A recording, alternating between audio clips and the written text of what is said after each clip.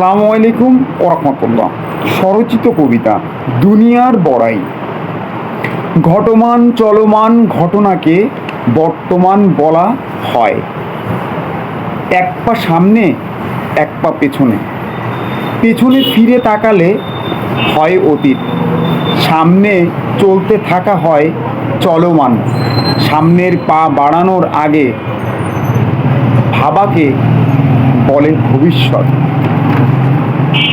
অতীতে মুছে যাওয়া স্মৃতি দাগ কেটে যায় আজও।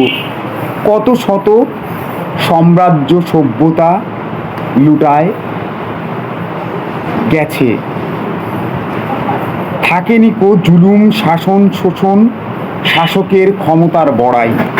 পৃথিবী থেকে নেই, সূর্য নিভে যায় না, সাগরের পানি শুকায় না, মেঘ কখনো দাঁড়ায় না, মেঘ কখনো বারণ মানে না, বৃষ্টি কখনো মেঘের গর্জনে আসে না।